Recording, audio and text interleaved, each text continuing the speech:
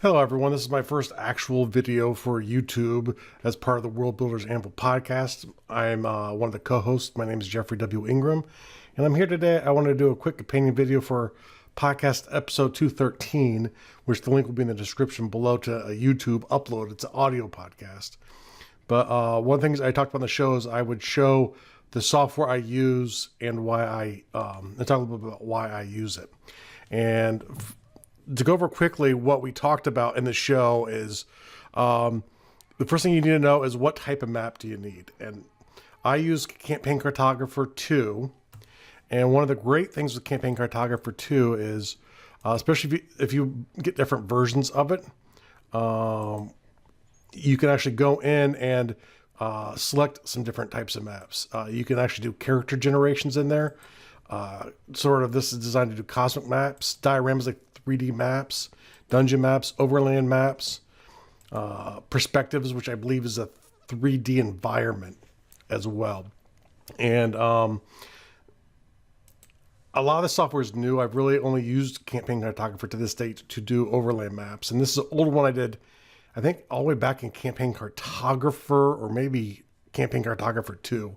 And I have it open here in Campaign Cartographer 3, and there's now a 3+ out, which is a lot faster. But some of the reasons I like it is up here in the top are a series of layers. And so when I click on layers, I can select layers. Like I just selected the mountain layers, and I can add layers in for mountains. So later on, if I go to print it out, if I want to eliminate mountains or special symbols or anything on these different layers, which there's one for land masses, coastlines, mountains, vegetation, structures, points of interest. If I want to highlight any of those and get rid of them, I can. So like I could have special interest GM only stuff in its own layer, and then I can hide it if I share it out with players. So I can get some utilitarian value from one thing. But the other thing I like too is in the software where you can kind of have an overland view of the world. My limited knowledge in this first one, I actually made it where this is mainly the area I was working in, so there's a lot of detail here. But the thing is, you can kind of drill into the software. It's vector related, so I can actually keep kind of drilling in, which is good and bad because to certain levels you can get a very good view of what you're using. But if you go in too deep, you can really keep making maps, but you can keep going in, and over time you can build up a lot of stuff in maps. And if you don't have the newer version of a Campaign Cartographer, if you don't have a great computer, it's going to be slow. But you get a list of symbols that come with it. You can actually do either mountains, or you could do contours in this software, at least in the overland one. You can put in grids. You can have things snap to grids. There's a lot of power. This is essentially a CAD software, which there is a little time to use, but or to learn. But it's a very solid software because it allows you to be able to go a little bit deeper and a little bit deeper to keep finding a little bit more and a little bit more into maps. And if you like doing maps, and these are very old symbols because this is the older software. I'm in the process of getting ready to update this to a newer software, and I wanted to start over because they added some stuff like style layers in. So I'm going to do a series of videos, overland videos, showing how to use the overland software and to get a little bit better effect. You notice there's some really bad stuff here from laziness. There's like a name here that's hidden. That's sort of bad form for a map. The text isn't necessarily readable here. So one of the things you have to think about when you're making maps too is what's the perspective people are supposed to see things from? You know, is it closer? Is it further away? What's the point of view of the map? You know, is very important because that allows you to know where do you put your compass rose? Where do you add in the map details to sort of make it feel more like a map? But no, it's a very powerful software. There's a lot of tools over on this side for zooming in. As you just notice, if I click here and I click here, I can zoom in to the area I put a square in. I can sort of overall go out or zoom in. I can go to the extents quickly of the map with the map border included. These are a lot of tools for manipulating polygons, which are sort of the basis for creating the elements of your map. And over here, there's a symbol library where you can sort of pick symbols you want, pull them over to your map, and actually if you hold down Shift, you can rotate them. If you hold Control, you can manipulate their size.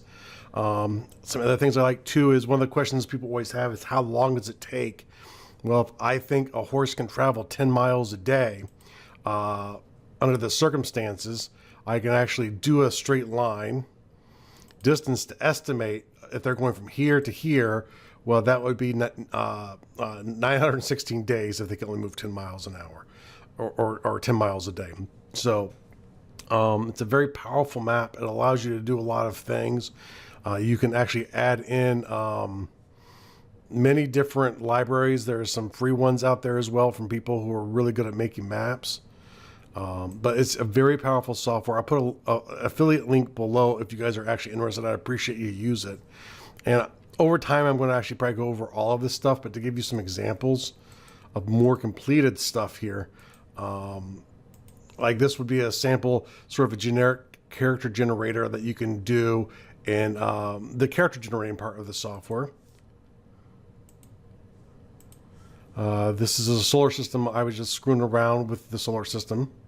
Here's a better one. It's the old Traveler version for all you gamers out there.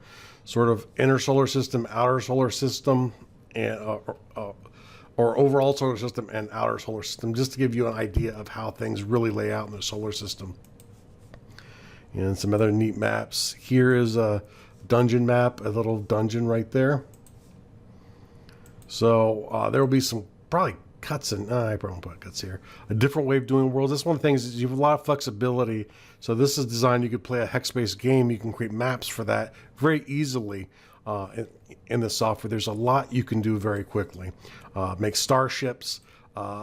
It's good for starships. It's good for star maps, indoor, outdoor cities, game maps, and you can really have rapidly different styles. You know, if you want one that's more generalistic and stylized, or you can go, you know, full out color on your maps and try and have something that looks what you think is really cool. So you get a lot of flexibility in the software. Some people think it's expensive. It's not really that expensive. So if you want to, go to the link in the description below. And next week I'll be putting up another video kind of talking about things to think about when you start an overland map. And then I'll do some edits as I recreate my world in the software, utilizing the software better, and just try and get a little bit more out of it. So I hope you enjoyed this video. If you did, like it, you know, hey. And if not, dislike it. That's your prerogative. So. But if you really want some powerful map making software, Campaign Cartographer 3 Plus is the current one. It's a lot faster and a lot more symbols, a lot more high resolution type of details. You can see when you look in here, it's just like the elements look better. I do think that it is stronger if you want to do fantasy maps. However, with some imagination, you can get anything done. So I hope you enjoyed, and I'll talk to you guys later.